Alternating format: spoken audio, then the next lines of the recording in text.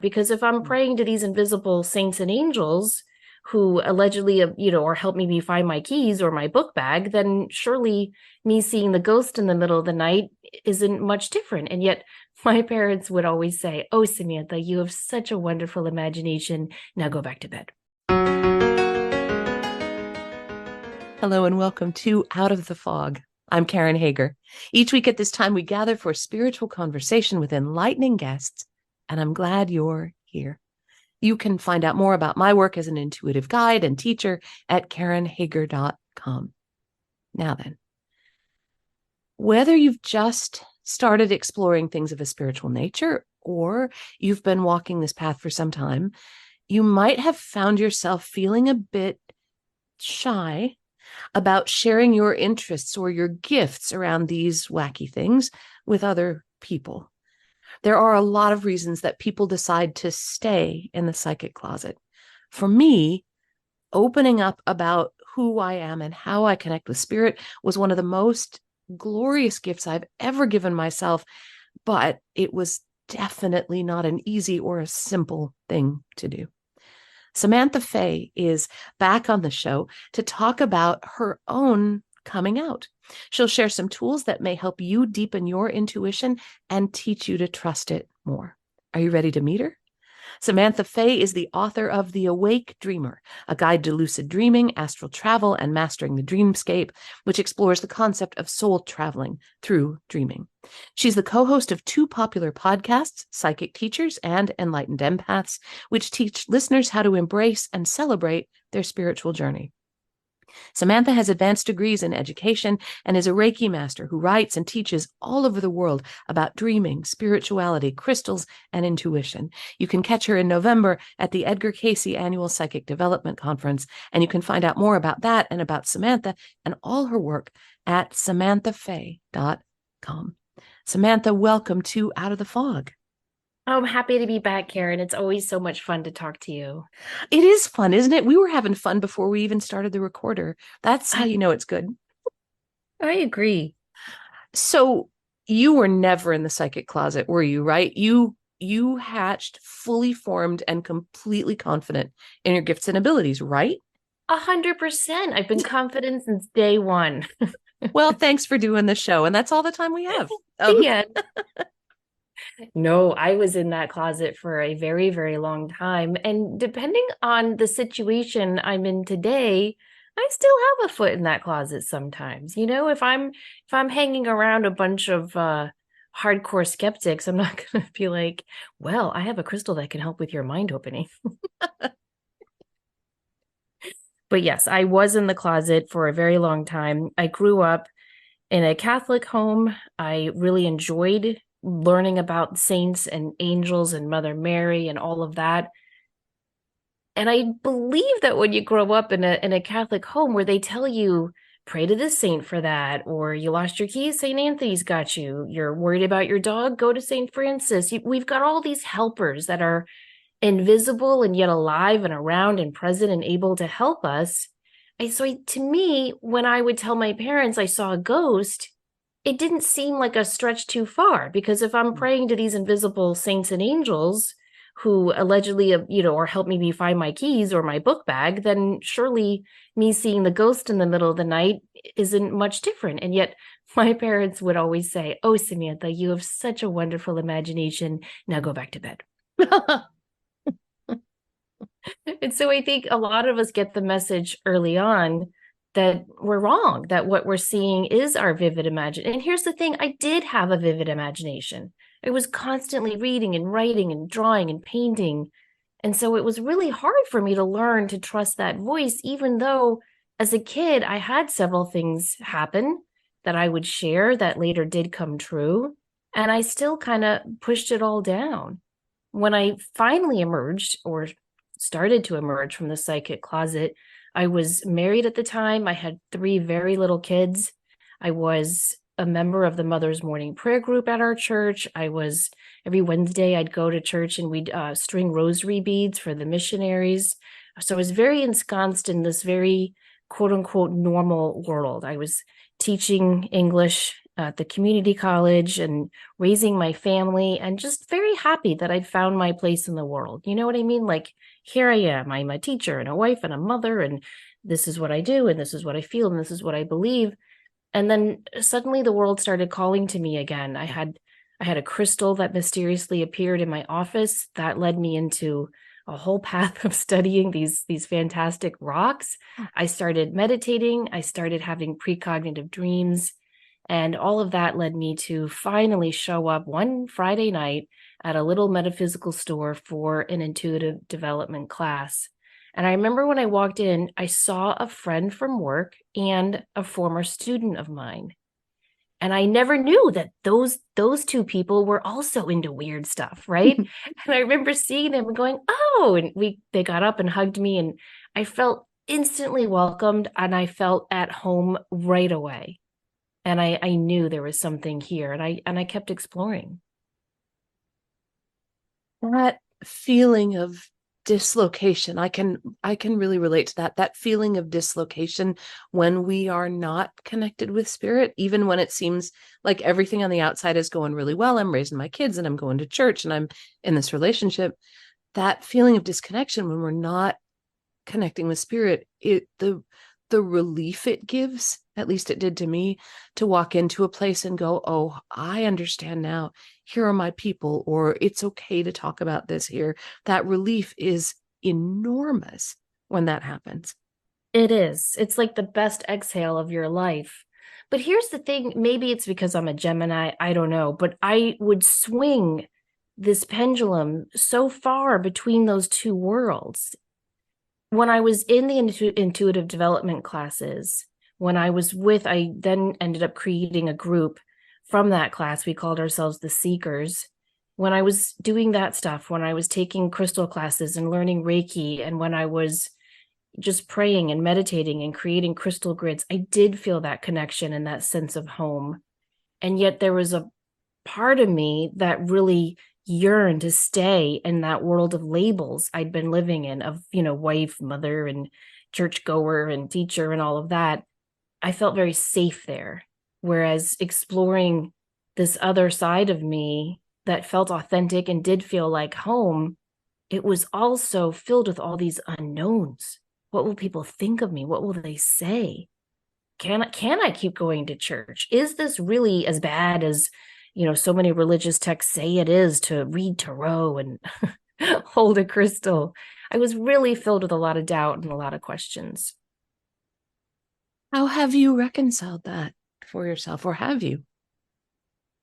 I think I have now, but it did take a long time. And ironically, it really started at my church, because I did feel very at home there. And, I know there's a lot wrong with the Catholic Church, and I am not an advocate or a proponent or whatever. I'm not saying that.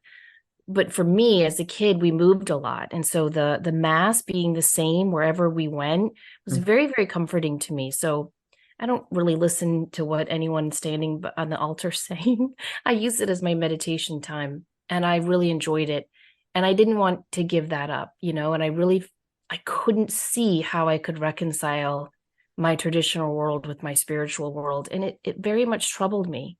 And so I was praying in church one day before mass, and I was just saying, "God, I really feel like you're directing me to walk this path and help people in this unique way. And I'm willing to do that, but I need to know that I can still have this too."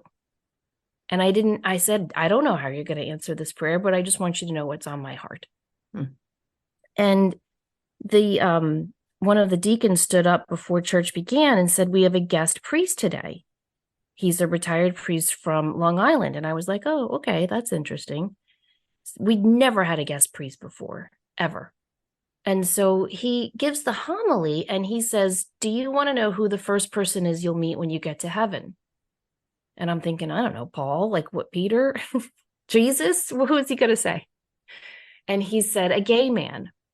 And the second person you'll meet is your friend who had an abortion and never told you about it. And the third person," and he goes through all the stuff that that the religions typically say, no, no, no to. And I thought, oh, this man is really interesting. And he said, don't ever be stuck by rules and dogma. Follow your heart, follow the path of love. It's the only one that leads to God.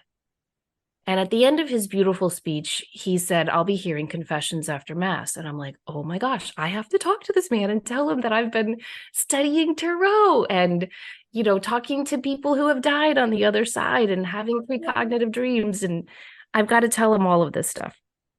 So I went to confession. I told him everything I'd been doing. And he nodded and listened. And finally he said, so what are your sins, my dear? And I said, well, according to the catechism, I think I just told you them. And he said, do you keep God at the center of all you do? And I said, yes, of course. And he said, then you've committed no sins, dear. Go in peace. And it was just a beautiful moment, Karen. And I've never seen him before or since. I don't even remember his name. Oh, I love it. He was just taken back up to heaven on a little cloud with strings. Right as soon as you turned away, they just raised him up back where he was. Wow. There's Yeah. that I had a similar experience of coming forward and being afraid I would be rejected or scorned in the church. My church was the Episcopal Church. And I was preparing to go to seminary. So I was in the ordination process for the priesthood in that church. And this is San Francisco, which is very loosey-goosey. And this was San Francisco in the 90s that this was happening, middle-ish 90s. And I had a spiritual director who I worked with all the time. And what a spiritual director does is kind of help you talk about your prayer life and keep your interior life going and on track and exploring how do you connect with spirit and how does God speak to you. And when it came time for me to make my confession to her, the first thing I said to her was, I have been too afraid to tell you, and I've been ashamed of this my whole life, but I'm afraid I might be psychic. And she said, and? And I said, well, it makes me wacky, and it's putting myself above God, and it's knowing things before I'm supposed to know them, and it's not. And she said, and I love her, she said, have you looked around?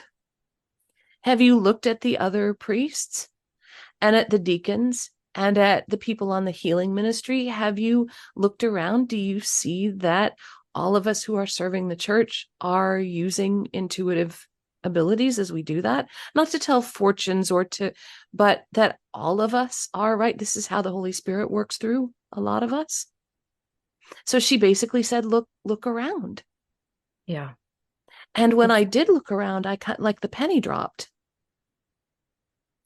And so it is just on my own side, I can relate to that feeling of that wonderful warm rush of feeling like it was going to be okay. It was going to be okay. Yeah, that's a beautiful message that she gave you. And it's so true because every single one of us is intuitive. It's just that it's accompanied by this label of what you just said, kind of wacky. And nobody really wants to be perceived that way. At least most of us don't. And I think for people who are wanting to develop their intuition, that fear of being seen as wacky, or maybe we'd have to come out of the closet, can hang us up in our own development. What do you think about that? Oh, completely. I think it can be one of the biggest blocks is that feeling of this is a step too far. Or I kept thinking of that quote when I was going through my awakening. When you look into the abyss looks back at you. And I remember thinking, what am I diving into here? And one thing I started doing was I read every biography I could get my hands on about a psychic who had gone through a similar awakening. So I read all the modern people, John Holland and James von Prague and John Edward and all of that. But I read a lot of the older spiritualists from England in the turn of the century up to today as well. Love it. And I found some scary and wonderful things in all of their stories. And one of them was that directly after the awakening, when they finally realized, yes, I am psychic, yes, I am intuitive, I'm going to use these abilities to help people, they experienced drastic changes in their personal lives. Have you noticed that? Yeah. Have you? Yes. And And I'm not I don't know. I'm sure there are people out there who are like, yes, please, I love change. But I'm not someone who, I'm not terrified of change, but I'm not exactly like, yeah, great, let's change everything up. And so that definitely made me nervous, all of that unknown stuff. And so I think it's not only fear of how other people will perceive us and judge us, it's also a fear of what awaits on the other side of this opening and me saying yes to this. And what I learned is that everything truly does work out in the end. I always joke that every time I try to meditate to connect with my angel, all I ever hear her say is, all is well. And I think, no, no, not all is well right now. This is why I'm meditating to talk to you. Right. But upon reflection, when you look back, hindsight 2020, she's right. Everything does turn out okay. But it's getting from A to B, from B to C to C to D that often blocks us because we can't see exactly how that's going to end up. However, when we truly, with a full heart of trust, surrender, not only to God, the creator, goddess, however you want to term that, but also to ourselves, our higher selves, and our desire to be the light on this earth, then everything unfolds perfectly and all those blocks disappear. And unfolds perfectly doesn't mean that you never get a flat tire or you don't hit your No. knee at the end of the bed the way you always do, or that you don't yell at a child or make a big mistake, or that someone doesn't pass who you love. But everything unfolding, at least to me, means when we say yes to spirit, we are saying yes. And this is part of why it's been so difficult for me, because I said yes. And what I said yes to was showing up in the present moment every time as best I could, which sometimes is great and sometimes is lousy, showing up as best as I could, open to receiving and working with spirit in every moment. Sometimes I'm successful at that and it's great. And sometimes I stink at it, but I've said yes. And so there's in that opening, I think for me, part of why everything changed was because I understood that I had said, I'm going to show up for this now. And I don't know where it's going to take me. I don't know what's going to happen next, but I am showing up. I'm here for the ride. And that's part of what drove a lot of change in my life. It brought me out of seminary. It left me for a few years, like not knowing what in the absolute heck am I going to do. I believe that saying yes to that actually opened it up so that my children could come to me. Our kids joined our family through adoption. I feel like saying yes opened my heart enough that I could receive our kids, be a mom to my kids. So many things happened when I said yes, but there's a challenge there about being present. Yes. And that is a really hard challenge. And I think it's getting harder each day. And I don't think any of us should really put a lot of pressure on ourselves to stay present in every moment. Some moments are hard and you just want to put on the TV and watch a sitcom or crack open a book, right? Yeah. But when we can be present in the trajectory of our life's path in this moment and this day and time where we are speaking, and just open our heart and say yes, with full surrender, not knowing where that path is going to turn tomorrow or the next day, it builds a lot of strength of character, as well as encouraging us to really trust that we are here for a reason and a purpose and a plan. For listeners who are wanting to start to develop their own intuition and who might be a little nervous of that big yes, yes, I'll serve, yes, who want to maybe just say a maybe, what are some ways that they could start, just the very most basic, gentle ways they could start to connect with their own intuition? I think it starts with identifying where in your day or your week you lose a sense of time. What are you doing in your week? Is it cooking? Is it walking the dog? Is it your hot shower in the morning? Is it when you're journaling at night? When do you look up at the clock and go, oh my gosh, have I really been baking for an hour? Have I been exercising for 40? That felt like 5 seconds. That's where you know your peace resides. And if you can start with whatever that activity is and be really present about that activity and use that energy of zoning out because you're just purely enjoying the moment to truly go within and ask yourself, what do I need to know now? That's one of the best places to start, not only with intuition, but also a very gentle beginner's guide to meditation. When you start to, when you do that, when you start, one of the things that I hear a lot from my students is that they're looking for ways to tell the difference between genuine intuitive guidance and what they're hoping they'll receive when they when they open up to spirit. Are there discernment tools that you Yes. can share? Yes, I think so. When it's intuition, the tone is very blasé and calm. It has no urgency attached to it. It has no fear attached to it or joy. It's just a fact. Even if the message your intuition is giving you is scary or joyful, it comes through toneless. It's also quiet and consistent, and it never changes. The message and the feeling never change. Whereas when it's your imagination or your ego or your hopes and dreams, the tone is going to be exuberant or anxious and fearful if it's coming from your ego. The message will be very detailed, which intuition is never super detailed. And the imagination or ego or hopes and dreams, the message is going to alter or shift in some way, and you're not going to, it's going to be louder, and you're not going to really understand exactly the message because it's not consistent. It's not quietly calm and clear. It's energetic, it's emotional, and it's evolving. That's how I tell the difference anyway.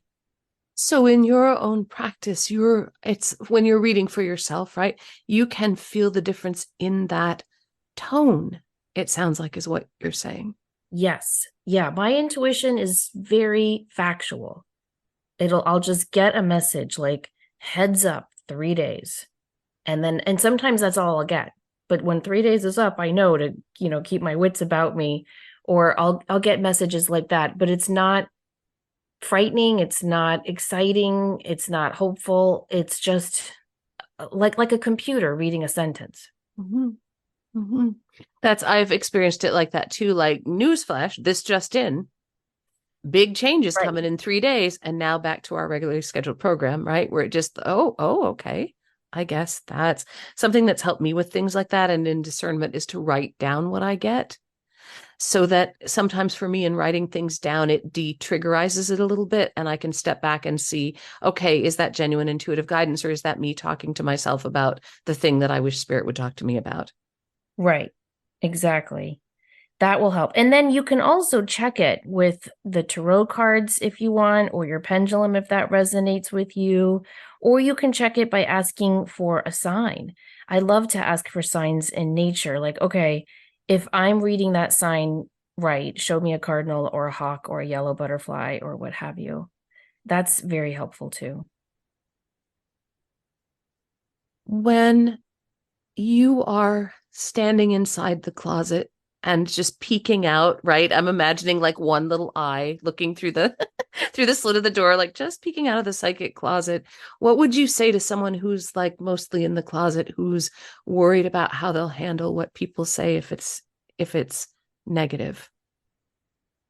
I would tell them that you'd be surprised at how many people are more open to this, and that it's not that people are ever judging us for being, psychic or intuitive or into crystals or the moon phases or what have you. It's more that they're afraid for us. I found that loved ones and friends are more afraid for what will happen to us, how our relationship with that person will change, and often they bring their own religious biases to it as well, and that creates fear. So most of those judgments that you may or may not receive initially aren't even about you. It's about the person, it's about their belief system, it's about their fears. So I think that's important. The other thing I would say is do some research. If you go to the Winbridge Institute, I think it's just winbridge.org, Dr. Julie Bichelle has some fantastic, highly triple blinded research studies on mediums communicating with the dead and psychic work. That's wonderful. So if you have a partner or a parent or a sibling or a best friend who thinks you're going to hell because you're I don't know, learning to read palms or studying Reiki, you might want to do some research and show it to that person to say like, hey, this is bona fide science. This is actually backed up. This is a natural biological sixth sense that we all have. And here's the scientific data that backs that up and shows that. And then I would also tell them, if you can't come out of the closet all the way, start by reading books, read everything you can get your hands on in the subject area of this world of intuition that interests you. But eventually, you're going to have to connect with like-minded people. The only way to test and trust your intuition is to actually do readings. And so you have to interact with people who are on a similar path at some point. And I always recommend that people practice, do free readings for at least 1 year so that they can get a lot of good feedback without that weight of, ooh, I'm a professional, or I don't want to mess this up. If it's free and it's just practice, there's no pressure, and people will soon find how much they can soar and strengthen their intuitive muscle when they try it from that approach. I love that. There is so in my intuitive development classes, I teach very experientially, so really small classes, and we focus on strengthening that intuitive voice and not being afraid to speak intuitively. I love the emphasis you're placing on experience because I agree with that. There's something fantastic that happens when you are reading for someone and you come up with something you could not possibly have known. And I love it when students surprise the heck out of themselves by actually being psychic. Do you know what I mean? Oh, it's When the best. You see them go, oh my gosh, how could I have known? And you see all these little light bulbs and light switches go on, and it's the best feeling. absolutely. There's a wonderful reading list on your site, an extensive reading list at samanthafey.com. There's some great suggestions there for psychic ability, for mediumship, and then for the spiritual path. So I commend that to your attention. Listeners, go have a look at that. Some really good suggestions there in your own practice, Samantha, because you're busy with this, right? As a teacher and you're writing. How do you protect yourself and keep your own intuition keen and clean? Oh, keen and clean. I like that. One thing that I try to do is meditate every day, even if it's just for 5 minutes. I try to have five, but hopefully longer minutes each day where I'm just tuning in and going within. I've learned over the years to get to know myself and to trust myself. And so I've taken classes everywhere from everyone that I can. And I took from certain classes some things and other teachers other things. And this is what I always tell my students: do not ever let me be your only teacher. Yes. Go see Karen, go see Echo, like go take a ton of other classes because you're going to learn something different from each one. And so even though a lot of the books and teachers will always say wake up in the morning and meditate for 5 minutes or 20 minutes, I'm not a morning person, so that doesn't really work for me. So I find my 5 minutes whenever I can. It might be at lunchtime, it might be at 3 p.m., it might be right before I go to bed, and it might be first thing in the morning, but I'm not very rigid with that. I am rigid with taking those 5, 10, 15, 20 minutes each day. That helps tremendously. I do work hard with my chakras, so I try once a month to balance and cleanse my chakras. I do that with crystals and just the intention of my own thought and Reiki. But there are several ways you can do that. I'm constantly praying and asking for protection and writing down my goals and really writing down what I'm trying to manifest and co-create. That really helps keep me on the path as well. But every day, I just try to find a moment where I can go within for silence, solitude, and gratitude.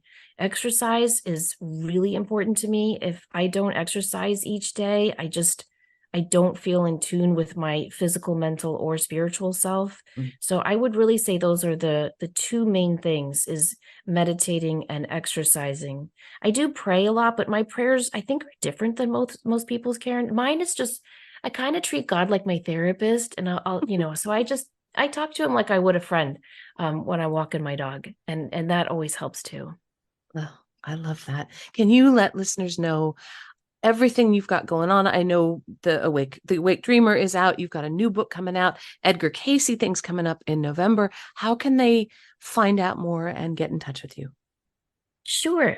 You can just go to samanthafey.com and it's Fey, and there's an upcoming events tab. But if you sign up for my newsletter, it only comes out once a month, sometimes once every other month.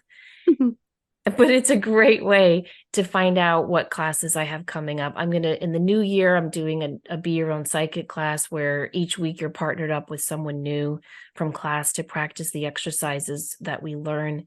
And I'm also going to be doing a manifesting class in the new year. I'm taking a little break from teaching right now. I just finished a mediumship class so that I can focus on getting the second book done and my presentation at Edgar Cayce. Really excited. That's their annual psychic conference.